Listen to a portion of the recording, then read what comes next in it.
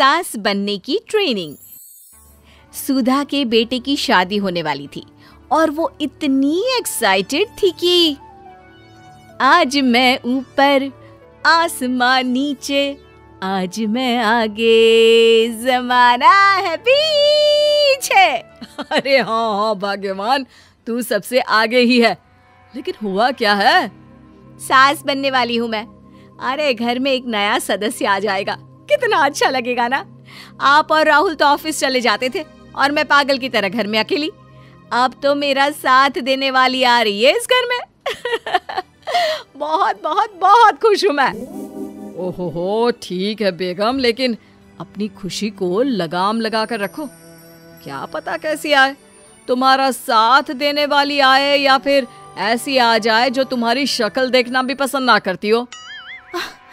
ऐसा क्यों बोल रहे हैं जी?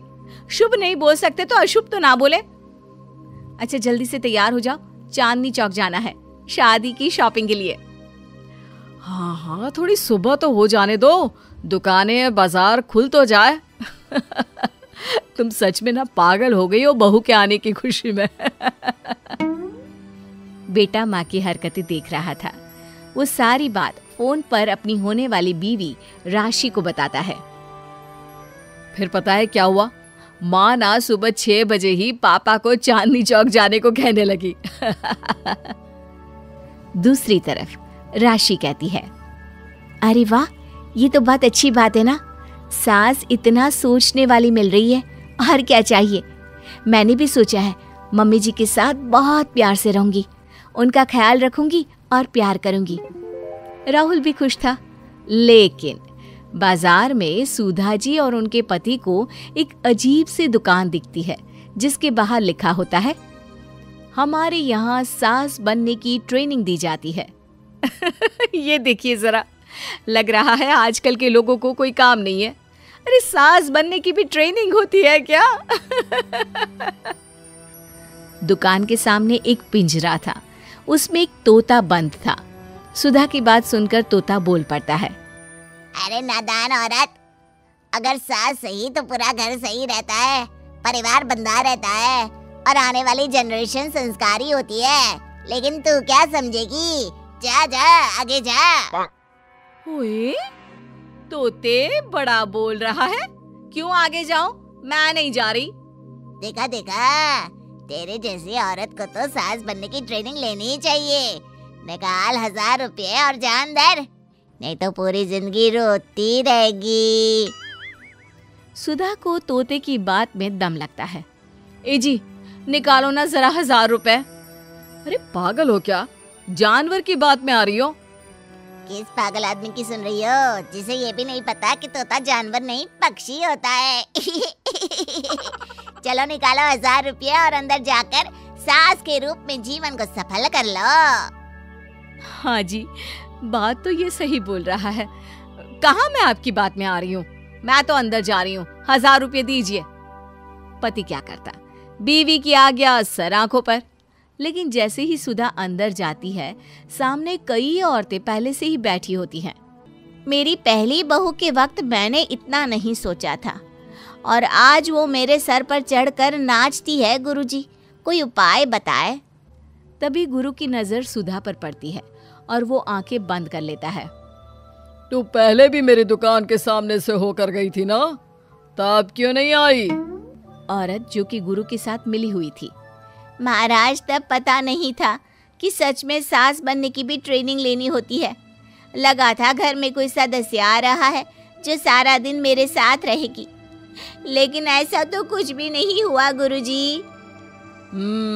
चल फिर पैकेज लेकर 20,000 वाला कल से आ जाना।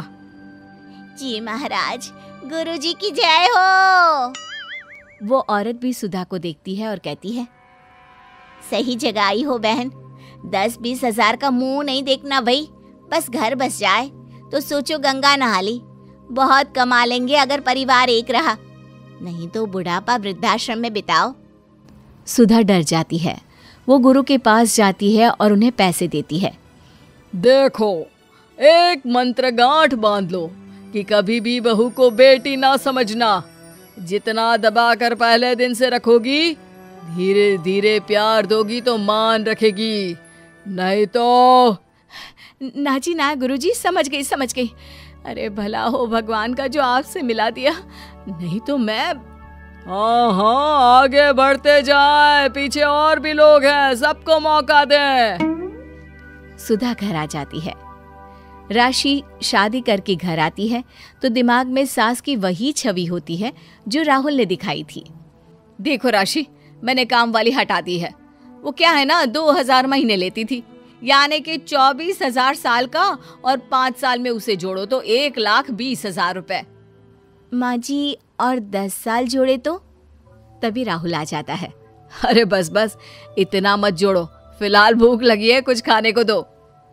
अरे पर बर्तन तो गंदे हैं ना, काम वाली तो आई नहीं, फिर बर्तन कौन धोएगा? अरे कौन धोएगा मतलब? तू धोएगी? मैं? ठीक है, मैं धो लेती हूँ, धो कर देती हूँ, आप खाना बना ले। अरे खाना भी तू ही बनाएगी? ये क्या बात होती है माँ, क्या हो गया तुझे? कल तक तो कुछ और ही बोल रही थी। लेकिन सुधा का व्यवहार सुधरने का नाम ही नहीं ले रहा था। बहू और बेटा ससुर से बात करते हैं। पिताजी, क्या हो गया है माँ जी को? वो क्यों ऐसे व्यवहार कर रही है जैसे मैं कोई नौकरानी हूँ? पिता क्या करता, बता देता है सारी कहानी कि कैसे सास का दिमाग एक गुरुजी ने खराब किया है। सास बनने की ट्रेनिंग? तो मामला ये है, वही मैं कहूँ, कहाँ तो माँ बहू का इंतजार ऐसे कर रही थी मानो साक्षात कोई देवी आने वाली है, लेकिन व्यवहार नौकरानी जैसा। देखिए, माँ बुरी नहीं है, बस किसी ने उनका दिमाग खराब कर दिया है। तो ऐसे में मेरे पास एक आइडिया है। बहू फुसुर फुसुर करके पति और ससुर से बात करती है। अगले दिन बहू सास के सामने कहती है, अच्छा मैं जा रही हूँ, मेरी क्लास है।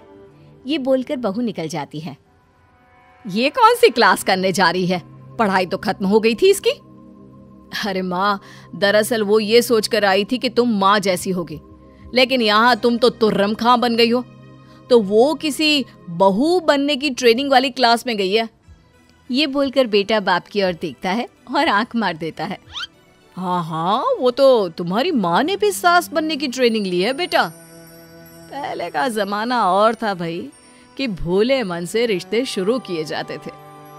अब तो नई लड़की घर आते ही नौकरानी हटा देते हैं। बताओ, पिछले 25 साल से वो नौकरानी काम कर रही थी, तब तो कोई हिसाब किताब नहीं हुआ। अरे पापा, आप भी माँ को बोल रहे हैं? अरे माँ ना, वो माँ समझ कर आई, घर में खुशहाली रखने के लिए हमेशा आप लोगों के साथ उठती बैठती, माँ को कभी जवाब नहीं दिया। लेकिन माँ की क्या गलती?